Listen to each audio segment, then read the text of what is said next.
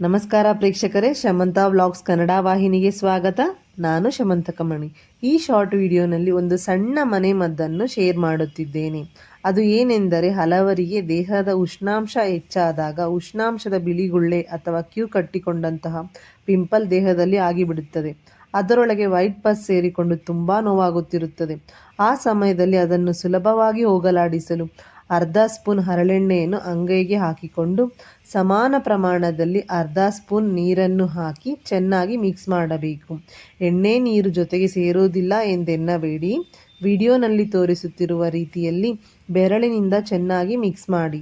ಸ್ವಲ್ಪ ಬಿಳಿ ಬಣ್ಣಕ್ಕೆ ತಿರುಗುತ್ತದೆ. 5ರಿಂದ 10 ನಿಮಿಷಗಳ ಬಳಿಕ ಈಗ ಸ್ವಲ್ಪ ಹತ್ತಿಯನ್ನು ತೆಗೆದುಕೊಂಡು ತೆಳುವಾಗಿ ಮಾಡಿ ಮಿಶ್ರಣದಲ್ಲಿ ಚೆನ್ನಾಗಿ ಅದ್ದಿ. ಹತ್ತಿಯನ್ನು ಒತ್ತಿದರೆ ಎಣ್ಣೆ ಬರಬೇಕು. ಈಗ ಆ ಹತ್ತಿಯನ್ನು ರಾತ್ರಿ ಮಲಗುವ ಮುಂಚೆ ಗುಳ್ಳೆ ಆಗಿರುವ ಜಾಗದ ಮೇಲೆ ಇಡಿ. ಅದು ಜರುಗದ ಹಾಗೆ ನೋಡಿಕೊಳ್ಳಿ. ಬೆಳಗ್ಗೆ ಫಲಿತಾಂಶವನ್ನು ನೀವೇ ಕಾಣುವಿರಿ. ಹಾಗೂ ತುಂಬ ದೊಡ್ಡದಾಗಿ ಗುಳ್ಳೆ ಆಗಿದ್ದರೆ 2ರಿಂದ 3 ದಿನಗಳ ರಾತ್ರಿ ಮಲಗುವ ಮುಂಚೆ ಹೀಗೆ ಮಾಡಿರಿ. ಯಾವುದೇ ಕಾರಣಕ್ಕೂ ಮುಖದ ಮೇಲೆ ಈ ಮದ್ದನ್ನು ಹಚ್ಚಬೇಡಿ. ದೇಹದ ಮೇಲೆ ಆಗಿರುವ ಉಷ್ಣಾಂಶದ ಗುಳ್ಳೆಗೆ ಮಾತ್ರ ಈ ಪರಿಹಾರ. ಈ ಮನೆಮದ್ದು ಶಾರ್ಟ್ ವಿಡಿಯೋ ನಿಮಗೆ ಉಪಯುಕ್ತಕರ ಹಾಗೂ ಮಾಹಿತಿಕರ ಅನಿಸಿದರೆ ಲೈಕ್ ಮಾಡಿ. ನಿಮಗೆ ಇದರಿಂದ ದೊರೆತ ಫಲಿತಾಂಶವನ್ನು ಕಮೆಂಟ್ನಲ್ಲಿ ತಿಳಿಸಿ. ಮತ್ತಷ್ಟು ವಿಡಿಯೋಸ್ಗಾಗಿ ಚಾನಲನ್ನು ಸಬ್ಸ್ಕ್ರೈಬ್ ಮಾಡಿಕೊಳ್ಳಿ. ಶುಭ ದಿನ ನಿಮ್ಮದಾಗಲಿ.